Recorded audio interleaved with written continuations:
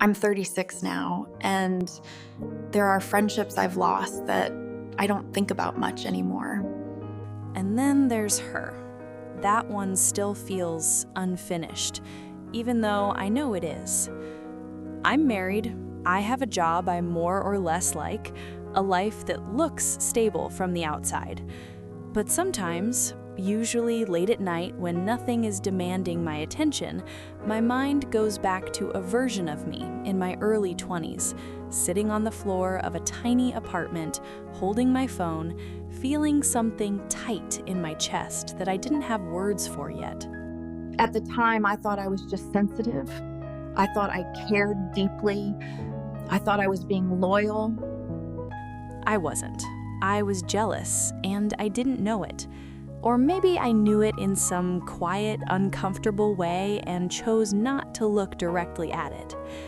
We met in university. Same program, same year, different backgrounds. She was the kind of person who seemed at ease in rooms where I always needed a few minutes to settle. She laughed easily. People noticed her without her trying. We didn't become close immediately. At first, we were just two girls who ended up sitting next to each other a lot, sharing notes, complaining about deadlines, walking out of lectures together because we happened to have the same schedule. The closeness came later, almost without us naming it. Coffee between classes turned into long walks. Long walks turned into late nights in each other's rooms, sitting cross-legged on beds, talking about nothing important and everything important at the same time. She knew details about my childhood that I'd never said out loud before. I knew which songs she played when she felt overwhelmed. We had inside jokes that made no sense to anyone else. I remember thinking very clearly, this is my person here. Not in a dramatic way, just a calm certainty, like something had clicked into place. At that point in my life, I didn't have many close friends.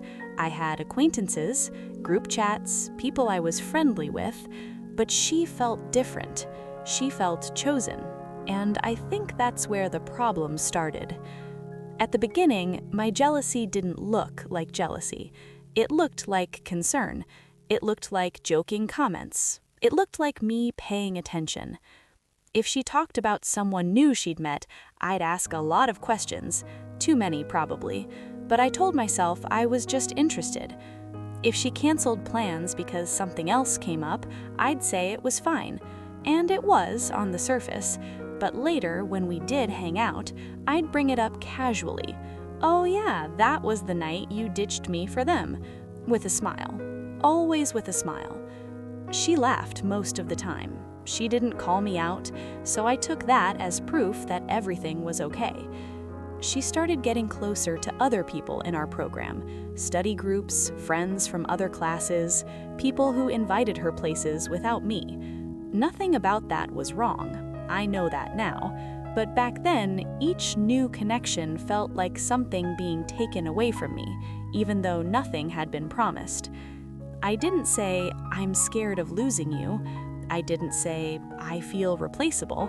I didn't even know that's what I was feeling. Instead, I'd say things like, they don't really get you the way I do, or I feel like they use you. I framed my discomfort as insight. She'd go quiet when I said things like that. Not angry, just quieter. I noticed, but I didn't stop. There was one specific moment I think about a lot now. She had been invited to a weekend trip with a group of friends that I didn't know very well. She told me about it excitedly, sitting on the edge of my bed, shoes still on, talking fast. I remember nodding and listening and smiling. I remember saying, that sounds fun. And then, after a pause, I added, you're probably going to drift away from me now. I said it lightly, almost joking, but I watched her face when I said it. She frowned just a little. She said, why would you say that? I shrugged. I don't know, it's just how these things go. She didn't argue. She didn't reassure me the way I think I wanted her to. She just said, I'll be back on Sunday, and changed the subject. That should have told me something, but instead I took it as distance, and distance to me felt like danger. After that, I became more careful, not kinder. I monitored myself just enough to avoid obvious conflict, but not enough to actually change. If she didn't reply to a message right away, I'd wait a few hours before answering her next one. I told myself I wasn't being needy. I told myself I was being mature. If she talked about something exciting that didn't involve me, I'd listen, but my enthusiasm dulled. I didn't fake interest well. I think she noticed. She started sharing less, not dramatically, just fewer details, shorter stories. At the time, I blamed her. I thought she was changing. I thought she was becoming one of those people who forgets where they came from. I didn't consider that she might be protecting herself. The fights we had were never explosive. They were quiet, unclear, the kind where you both leave feeling unsatisfied but unable to point to a specific wrong. One evening, we were sitting in a cafe we'd been going to for years. Same table by the window, same drinks. She was telling me about a project she was excited about, something she was doing with another friend. Halfway through, she stopped and looked at me. "You don't like hearing about this," she said. I immediately denied it. Of course I did. Why wouldn't I? She didn't push. She just nodded and changed the topic. But the air shifted after that. I felt it. And instead of softening, I stiffened. I started keeping score. Who texted first? Who made more effort? Who canceled more often? I told myself I was noticing imbalance.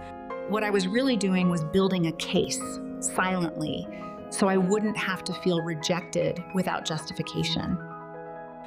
The end didn't come with a big argument.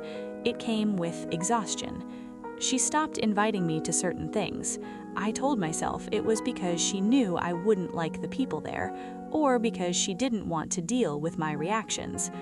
Both of those things were true. I just didn't want to admit that I had created that situation. The last real conversation we had was over the phone. I remember where I was sitting, on my bed, back against a wall, staring at a crack in the ceiling. She said, "I feel like I'm always managing your feelings." I said, "I never asked you to."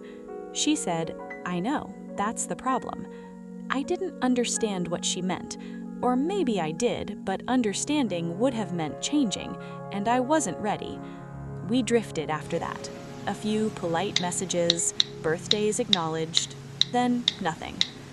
When I saw pictures of her later, new friends, new city, a life that looked full, I told myself I was happy for her. Sometimes I was, sometimes I wasn't. For a long time, I framed that friendship as something that just didn't last. People grow apart. That happens. It wasn't until years later, in a completely different friendship, that something clicked. I had become close to a woman at work. Different context, different age, but the closeness felt familiar. And slowly, almost predictably, the same feelings started to show up. The quiet irritation when she mentioned other people, the urge to be the most important one. This time, though, I noticed it. Not right away, but enough. I caught myself rereading messages, looking for changes in tone. I caught myself feeling offended by things that weren't about me. And suddenly, that old friendship came back into focus, not as a loss inflicted on me, but as something I had actively shaped. I saw the pattern, the need to be central, and the discomfort when I wasn't. I didn't want her to shrink, but I wanted her to orbit me, and those two things don't coexist. I never apologized to her, not because I don't think she deserves it, but because it would be more about easing my conscience than repairing anything. Some losses aren't waiting for closure, they're just done. If I'm honest, the hardest part wasn't admitting that I was jealous. It was admitting that my jealousy wasn't dramatic or obvious. It was quiet, polite, reasonable sounding.